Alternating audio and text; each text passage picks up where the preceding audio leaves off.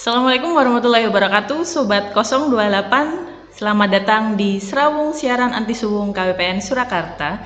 Bersama saya Ervina sebagai host. Ini merupakan podcast perdana kita.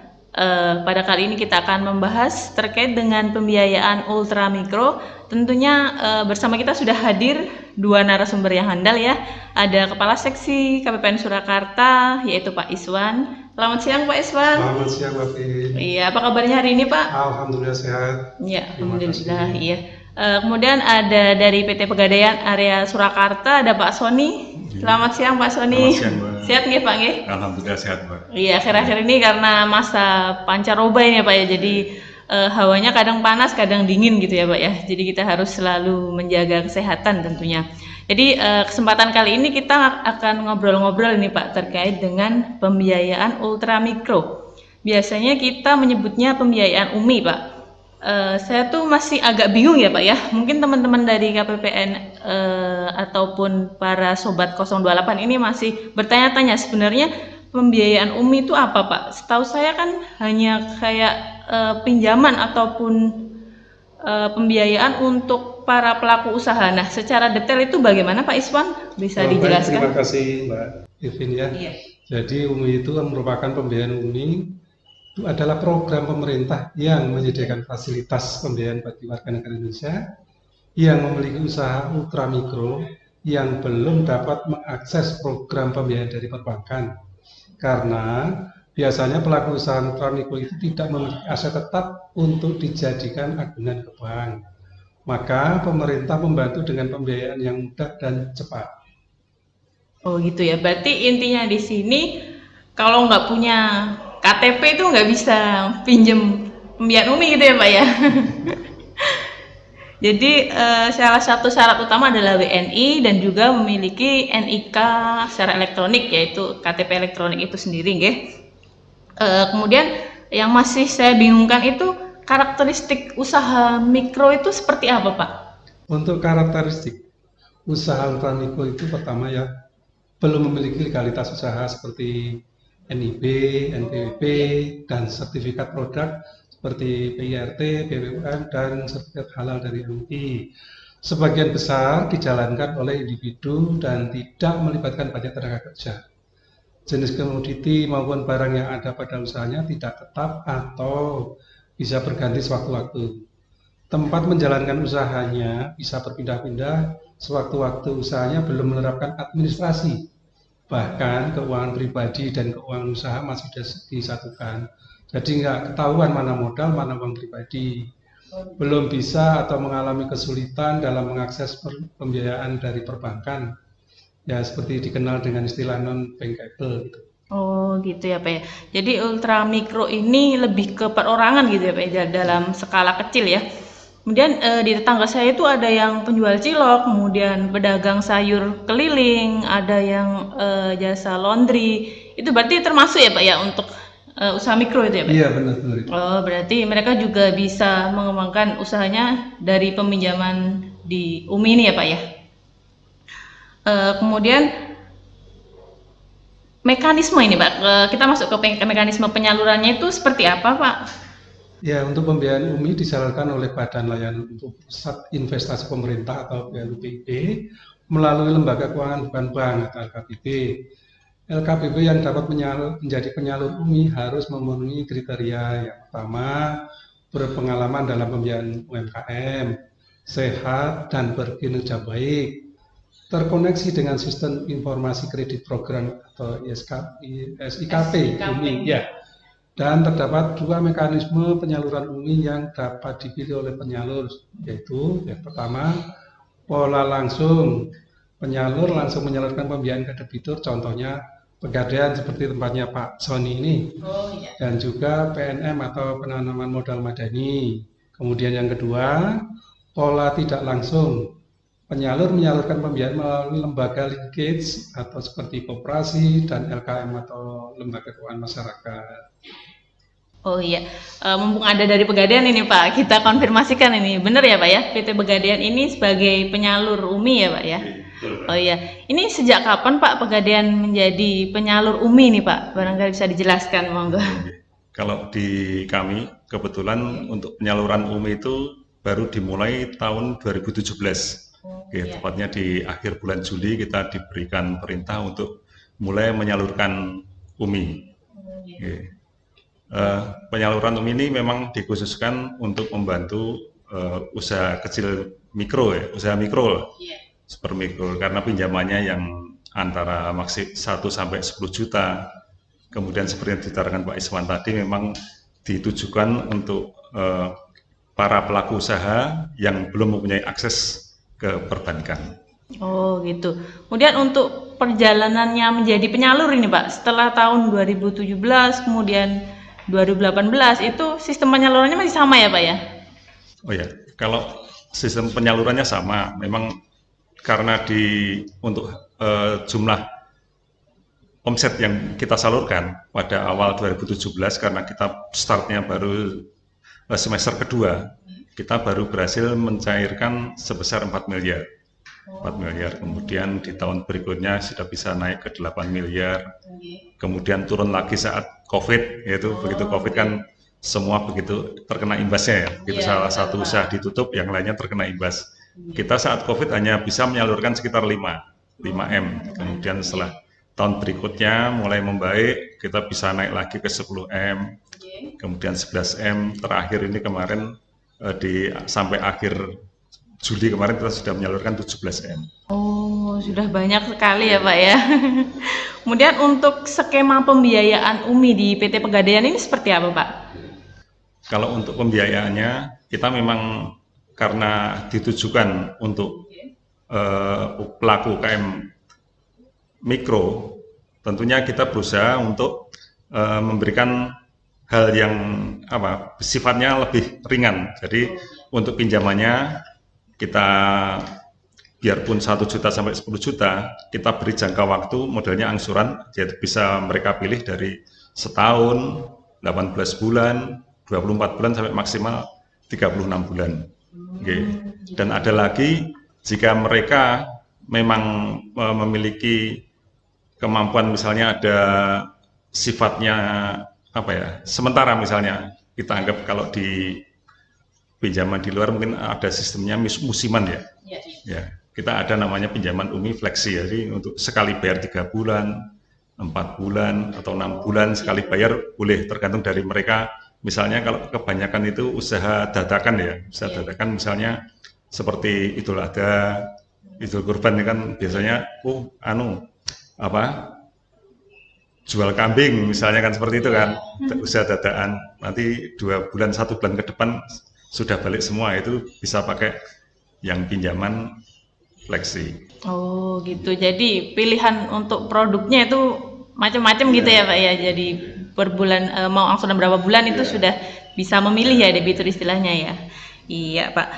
Kemudian kembali ke Pak Iswan ini Pak, setelah jelaskan tadi yang masih jadi penasaran ini, dari pemerintah itu menetapkan berapa sih plafon batasan maksimal untuk pembiayaan UMI nih Pak, dan berapa bunganya yang sering ditanyakan dari pelaku usaha? Tentunya kan bunga ya Pak, imbal jasa itu kalau dari sisi pemerintah itu seperti apa Pak Iswan? Oh ya, terkait plafon pembiayaan UMI per debitur ini sudah meningkat. Sebelumnya kan 10 juta ya per debitur menjadi 20 juta per debitur. Untuk imbal jasa atau bunganya itu tergantung masing-masing penyalur sesuai dengan cost of fund, biaya operasional dan risiko masing-masing penyalur juga, karena karakteristik masing-masing penyalur juga berbeda-beda. Nanti bisa ditanyakan langsung ke Pak Sony aja. Oh ya, baik Pak. Jadi langsung ke Pak Sony lagi nih Pak. Jadi untuk di Pegadaian sendiri ini plafonnya ini berapa ini Pak? Apakah maksimalnya juga masih 10 juta yang dulu atau boleh lebih nih? Memang pada awalnya penyaluran memang hanya maksimal 10 juta, tapi di akhir-akhir ini sudah ada kenaikan maksimal 20 juta. Oh, gitu. Okay. Kemudian untuk bunganya kita untuk di Pegadaian 1,05%. Mungkin ada pertanyaan, itu kok tinggi sekali dari mana? Dari pemerintah cuma sekitar 3,8% untuk rate-nya ya. 0,4. Okay. Kami perhitungkan bahwa dari seperti yang disampaikan Pak Iswan tadi, ada biaya overhead cost, kemudian ada biaya operasional lain itu kita perhitungkan. Nanti kalau dihitung-hitung itu kita itu sebetulnya nol profit, jadi tidak ada labanya dari penyaluran UMI ini. Kemarin sudah saya pernah kita sampaikan hitung-hitungan dari mana kantor pusat. Kok timbul segini, kenapa Pak? Oh, ada biaya ini. Jadi sebetulnya kita itu tidak ada profit sama sekali di sini. Kita hanya bisa mencoba mencari nasabah baru di situ. Ada di mana nanti kami inginkan ada kedekatan, kemudian untuk seandainya mereka ada naik kelas bisa tetap menggunakan jasa pegadaian seperti itu. Oh gitu. Jadi untuk bunganya itu 1,5 per bulan ya Pak ya? Oh iya, per bulan. Jadi memang ini jika dibandingkan dengan tengkulak atau rentenir ini pasti masih murah di Pegadaian gitu ya Pak ya. Jadi untuk bunganya juga untuk biaya operasional gitu ya Pak ya. Kemudian selain itu ini saya dengar-dengar itu penyalur itu juga melakukan pendampingan ini Pak untuk debitur mengembangkan usahanya dan mengelola uang hasil pinjaman itu seperti apa Pak? Apakah benar di Pegadaian ada pendampingan untuk debitur Pak? Memang kita diwajibkan selain menyalurkan juga untuk melakukan pendampingan terhadap debitur kami.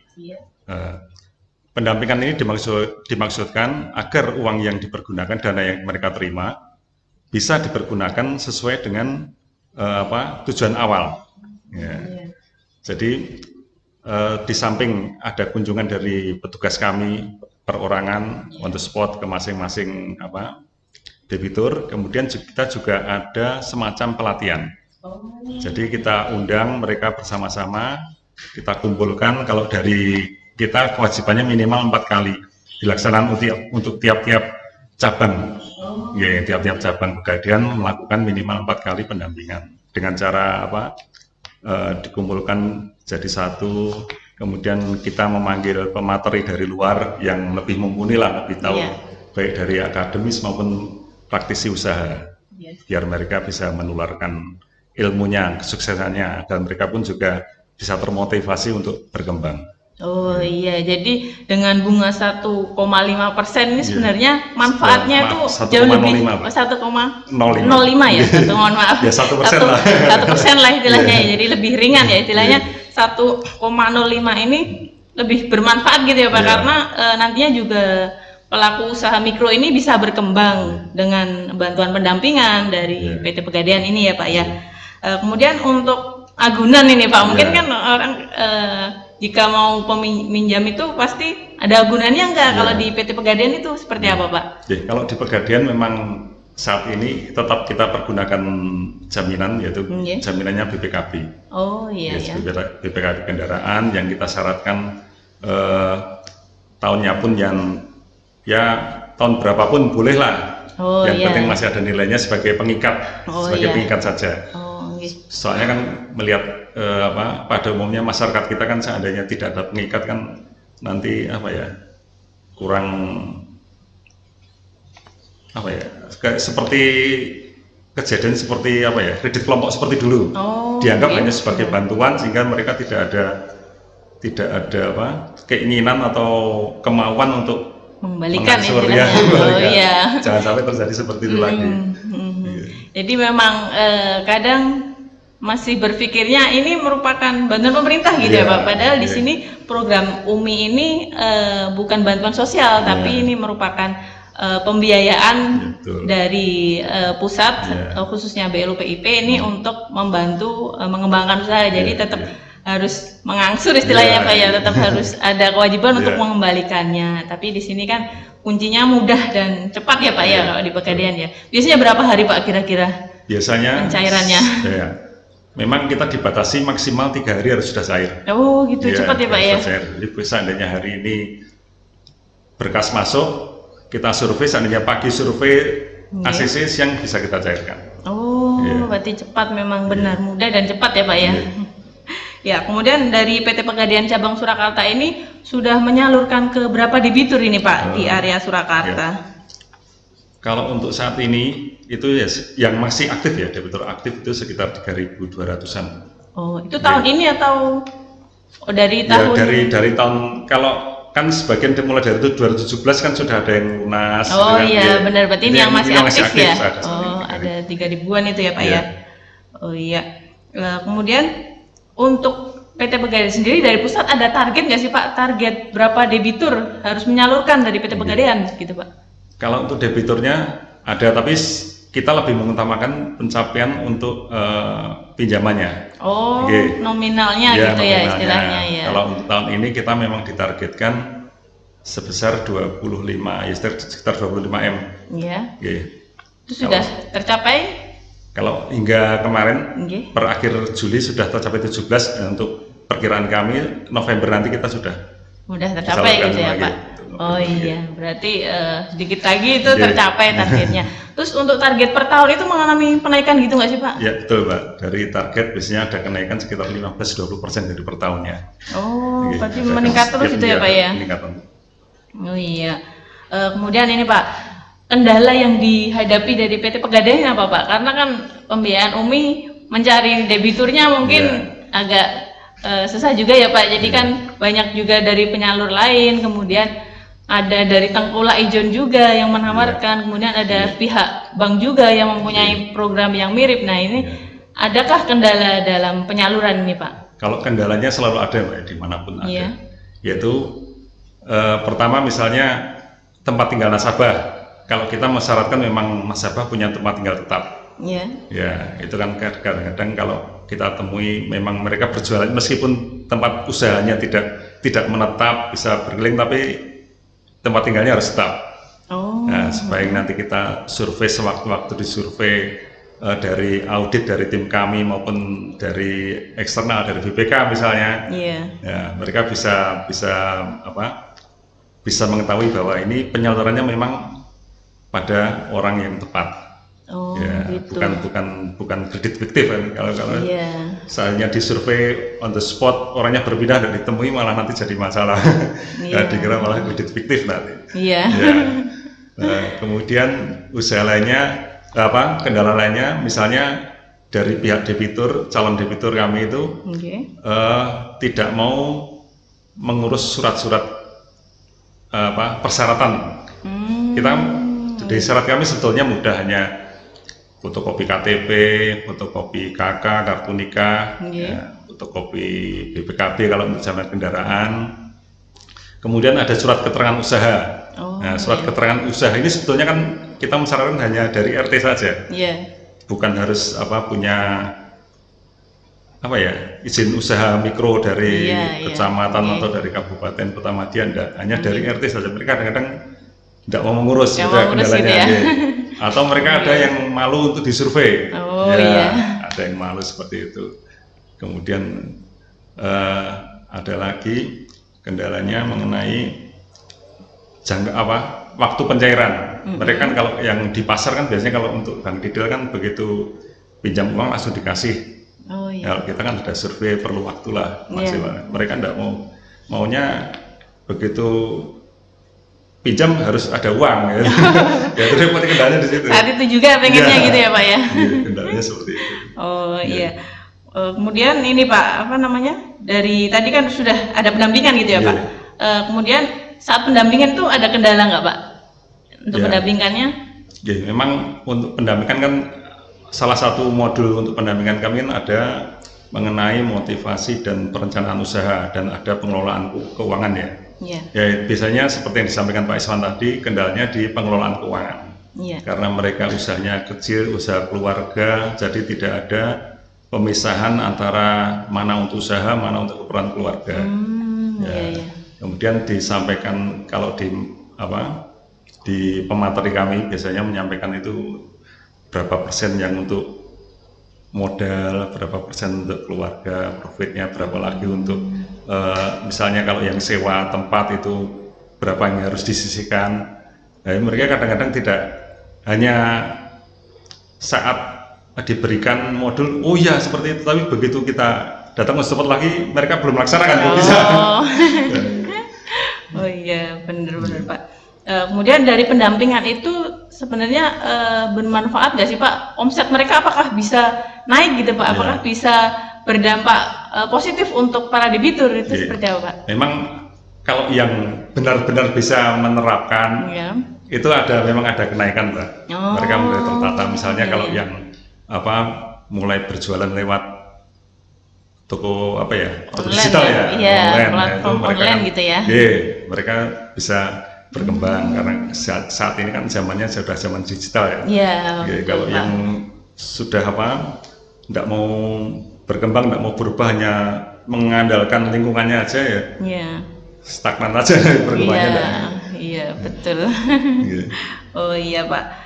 Kemudian dari penjelasan Pak Iswan dan juga Pak Sony tadi, jadi di sini memang tujuan UMI ini menyediakan pembiayaan yang mudah dan cepat gitu ya, Pak. Ini dari sisi pemerintah, Pak, sebenarnya tujuan utama dari pembiayaan UMI ini apa ini, Pak Iswan? Ya, tentunya pemerintah kan ingin jumlah wirausaha yang mendapat fasilitas pembiayaan UMI ini terus bertambah ya Pak, Iya. sehingga nantinya bisa menjadi jembatan bagi usaha Iya. mikro untuk naik kelas dan dapat mengakses pembiayaan perbankan misalnya seperti KUR agar dapat mengembangkan usahanya lebih besar lagi. Oh iya. Jadi untuk di PT Pegadaian ini Pak, ini setelah peminjam UMI ini, nah itu biasanya bisa naik ke KUR nggak Pak? Ya, kebetulan di tahun ini kita pun juga diwajibkan untuk menyalurkan KUR. Oh iya. Tentunya diharapkan dari UMI ini setelah berkembang bisa naik kelas tentu akan dialihkan ke pinjaman KUR. Harapannya kan seperti itu, Pak. Iya, Ya. tapi berarti memang sudah ada beberapa yang naik ke KUR ya Pak Iya, ya? betul, Oh Pak. iya, berarti memang sudah terlihat Iya. dampak positif dari Iya, pembiayaan betul. UMI ya Pak Iya. ya? Ya, kemudian untuk KPPN nih, tugas dan wewenang dari KPPN ini sebenarnya seperti apa Pak Iswan? KPPN itu bertugas melakukan monef atau monitoring dan evaluasi, Iya. yaitu melakukan pencocokan data penyaluran Iya. antara data sampel debitur di SIKP dengan salinan dokumen penyaluran dari masing-masing penyalur. Itu dilakukan pada saat di triwulan. Iya. Kemudian survei nilai keekonomian debitur secara baseline maksimal 3 bulan dari akad dan endline debitur pada survei baseline pada semester yang sama tahun sebelumnya. Itu dilakukan pada semesteran. Iya. Ya.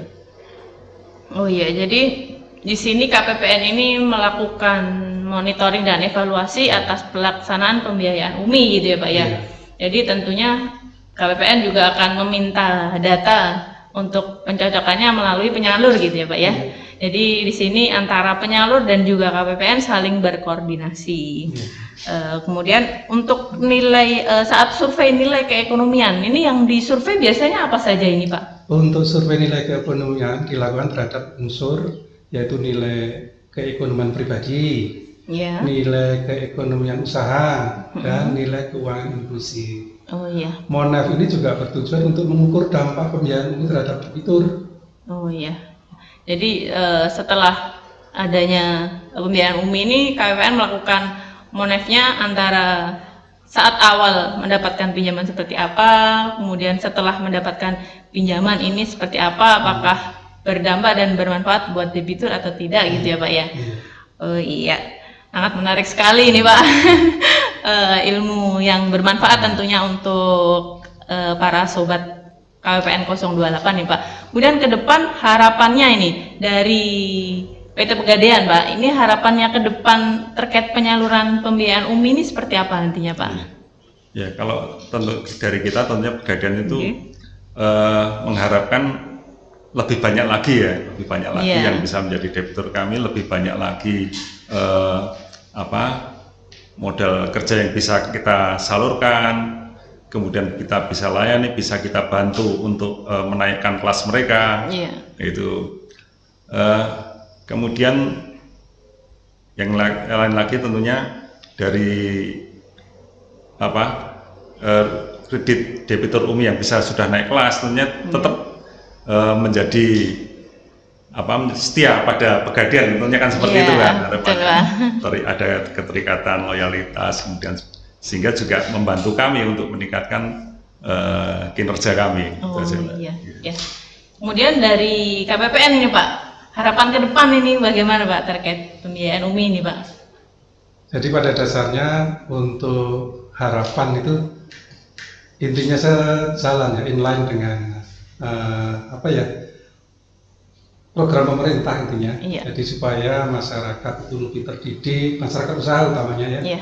Masyarakat usaha kecil itu terdidik dan bisa maju, lebih berkembang usahanya sehingga kemakmuran dan kesejahteraan dari masyarakat bisa tertolong melalui UMI tadi.